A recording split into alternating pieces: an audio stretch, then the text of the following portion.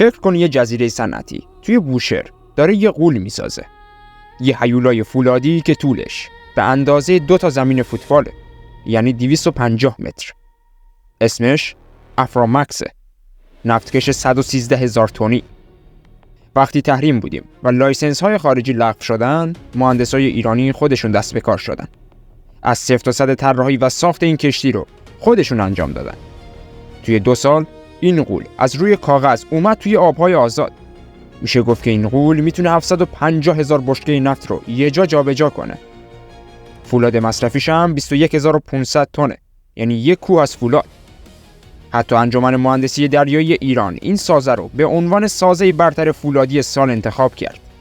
میشه گفت که دقت میلیمتری تو هر بخشش حرف اول رو میزنه.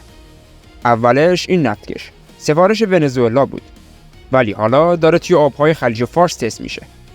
یعنی ایران نه فقط برای خودش، بلکه برای بازار جهانی هم داره غول میسازه. اونایی که فکر میکردن ایران فقط توی موشک و پهپاد قویه، حالا باید نگاهشون رو تغییر بدن. اونم نگاه به این شاهکار دریایی. حالا چرا ایران این مسیر سخت رو انتخاب کرد؟ چرا رفت سراغ ساخت یک کشتی 250 متری؟ جوابش یک کلمه است: تحریم.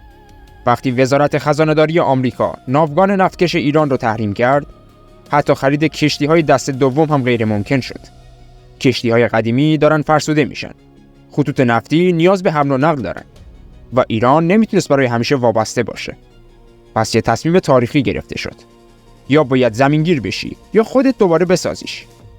شرکت صدرا با وجود تحریم‌های سنگین عهدهدار این مأموریت شد. هدفش فقط ساخت یک کشتی نبود. میخواست ثابت کنه که مهندسی ایران حتی تو سخت‌ترین شرایط هم میتونه روی پاهای خودش وایسه. و این تازه شروع یه داستان بزرگتر بود. داستان تبدیل تهدید به فرصت. تصور کن بخوای یه هیولا رو از صفر سرهم کنی. اول باید استخوان‌بندیش رو بسازی. اینجا استخوان‌بندی یعنی 21,500 تن فولاد، معادل 4 تا برج میلاد تهران. میشه گفت که این حجم از فولاد رو قطعه قطعه بریدن، خم کردن و بعد سرهم کردن. این خودش به تنهایی یه حماسه است. اما چالش اصلی تو جوش‌هاشه. اونم 700 کیلومتر جوشکاری. یعنی اگه تمام درس‌های این کشتی رو پشت سر هم بچینی، از تهران تا مشهد میرسی. هر سانت از این جوش‌ها باید عاری از ترک و خلا باشه، چون کوچکترین اشتباه یعنی فاجعه تو دل اقیانوس. مهندسای صدرا با دستگاه‌های پیشرفته و محاسبات دقیق تنش‌های حرارتی رو کنترل کردن تا فولاد مثل پر یه پرنده تاب نخوره. میشه گفت که نهایت دقت اونم میلیمتر به میلیمتر. حالا نتیجه چی شد؟ اونم یه اسکلت بند عظیم که میتونه 113,000 تن فولاد رو تو بدترین طوفان‌ها جابجا کنه. اینجا دیگه مهندسی فقط محاسبه نیست. اونم هنر تبدیل فلز به اقیانوس پیماست که خود دریا هم بهش احترام میذاره. حالا یه سوال بزرگ. ساخت این غول 113,000 تنی چقدر خرج برداشت؟ جوابش توی یه عدد خلاصه میشه: 200 میلیون دلار. بله، برای ساخت 4 فروند افرامکس ونزوئلا این مبلغ رو به صدرا پرداخت کرد. یعنی هر کشتی حدود 50 میلیون دلار. اما قیمت بازار چیه؟ میشه گفت که یه افرامکس 5 ساله تو بازار جهانی الان بالای 72 میلیون دلار میارزه. پس این پروژه فقط یه هزینه نبود، یه سرمایه‌گذاری سودآور بود. تحریم‌ها می‌خواستن ایران رو از دریا دور کنن، اما ایران برخلاف میل اونها راهی پیدا کرد. اونم صادرات مهندسی. اولین سری نفتکش‌ها برای ونزوئلا ساخته شد، کشوری که خودش زیر تحریم بود. میشه گفت که این همکاری هم سود مالی داشت، هم یه پیام سیاسی که میگه ما میتونیم حتی زیر شدیدترین فشارها هم شریک تجاری مطمئنی باشیم. و این تازه شروع ماجراست. حالا تصور کن این درآمد چقدر میتونه برای صنایع داخلی مفید باشه. ساخت هر کشتی صدها شغل مستقیم و هزاران شغل غیر مستقیم ایجاد میکنه. از فولادسازی تا الکترونیک، همه بخشا یه سودی میبرن. اینجا اقتصاد فقط عدد نیست، یه سلاح استراتژیکه. و این سلاح حالا داره هدف بعدیشو نشونه میگیره. اونم خودکفایی کامل ناوگان نفتی. چون وقتی میتونی کشتی بسازی، دیگه نیاز نداری نفتت رو با کشتی‌های اجاره‌ای حمل کنی. این همون نقطه‌ایه که داستان ما وارد فاز جدید میشه. اونم فاز رقابت با زمان. تصور کن توی یک کارخونه هستی. ساعت 3 نصف شبه. هوا سرده. ولی داخل سالن ساخت هوا خوبه. میشه گفت که اینجا زمان خواب نیست دوست من. زمان شکستن رکورد هاست. برای رسوندن افرامکس به آب، هزاران کارگر ایرانی 3 شیفت بی‌وقفه کار کردن. بعضیاشون 12 ساعت پشت سر هم جوشکاری میکردن. بعضیا قطعات 100 تنی رو با دقت میلیمتری جابجا میکردن. اینجا دیگه نظم اداری نبود. یه عملیات جنگی بود. رکوردهایی که یکی یکی میشکستن. از جمله سریع‌ترین زمان برش ورقالات فولادی و طولانی‌ترین خط جوش پیوسته.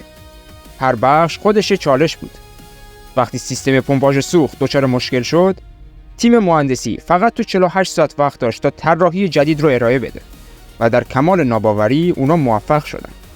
میشه گفت که اینجا اشتباه معنی نداشت.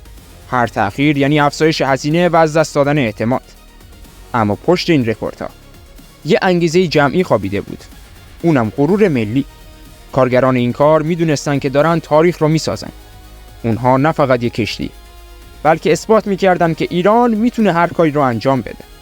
و این اثبات بزرگترین دستاورد این پروژه بود. حالا این غول فولادی آماده رفتن به آبهای آزاده. اما یه سوال مهم باقی میمونه. اولین سفرش به کجا خواهد بود؟ و اینجا دقیقاً نقطه‌ایه که داستان ما وارد مرحله بعدی میشه. اونم آزمون دریا. به نظرتون انحصار کشتی سازی دنیا دست کیه؟ میشه گفت که چین 34%، کره جنوبی 30% و ژاپن 13%. حالا ایران چی؟ اونم کمتر از 0.3%. یعنی تقریباً هیچی. اما یه روز ایران تصمیم گرفت توی این بازار مسلط بشه. تحریم‌ها باعث شدن که مجبور بشیم خودمون بسازیم. پروژه افرامکس شروع شد. حالا ایران داره نفتکش‌های 113,000 تنی رو برای ونزوئلا میسازه. کشوری که قبلا فقط از کره جنوبی و ژاپن می‌خرید. این یعنی شکستن انحصار. یعنی ایران داره توی یه بازار 200 میلیارد دلاری جا باز میکنه. هر نفتکش افرامکس 72 میلیون دلار ارزش داره. با ساخت 4 تا از این نفتکش‌ها ایران صدها شغل مستقیم ایجاد کرد و فناوری ساخت کشتی‌های بزرگ رو یاد گرفت. حالا میشه گفت که دیگه فقط یه مشتری نداریم. ونزوئلا داره فروند 3 و 4 رو هم سفارش میده. این شروع یه راه طولانیه. ایران با افرامکس ثابت کرد که میتونه با غول‌های کشتی سازی رقابت کنه و انحصارها رو بشکنه. شنبه تاریخی خلیج فارس بود. رئیس جمهور ایران و رئیس جمهور ونزوئلا دوستی رو با یک کشتی گره زدن. اونم نه یک کشتی معمولی، بلکه با همون 113,000 تن فولادی که دستساز مهندسای ایرانی. مراسم تحویل دومین افرامکس با حضور آیت الله رئیسی و نیکولاس مادورو برگزار شد. هر دو رهبر از طریق ویدیو کنفرانس با عرشه کشتی وصل شدند و صحبت کردند. رئیسی گفت تحویل این نفتکش استقلال حمل و نقل دریایی ونزوئلا رو تضمین میکنه و در جواب رئیس جمهور ونزوئلا یعنی مادورو از همکاری استراتژیک دو کشور در مقابل تحریم‌های آمریکایی تشکر کرد. نکته جالب اینه رئیس جمهور ایران قول داد که علاوه بر این 2 فروند 2 نفتکش دیگه هم به ونزوئلا تحویل بدن. یعنی مجموعاً 4 افرامکس ساخت ایران در آینده میتونه ناوگان نفتی ونزوئلا رو متحول کنه. این تحویل فقط یه معامله اقتصادی نبود، یه پیام سیاسی قوی به کل دنیا بود. ایران و ونزوئلا هر دو زیر فشار تحریم‌ها هستند و با همکاری با هم یه قطعه بزرگ از پازل استقلال رو کامل کردند. تصاویر مراسم لحظه‌های پراحساسی رو ثبت کردند. پرچم‌های 2 کشور کنار هم روی عرشه‌ها قرار داشت و چهره‌های خوشحال کارگرانی که نتیجه هزاران ساعت تلاششون نتیجه داد. این اتفاق نشون داد که حتی در سخت‌ترین شرایط اراده ملت میتونه اقیانوس رو دور بزنه و این تازه شروع یه همکاری بزرگتر بود. غول 113,000 تنی ما فقط توی خلیج فارس شناور نشد. یه جای دیگه هم سر و صدا کرد. اونم توی بزرگترین مراسم جهانی صنعت فولاد.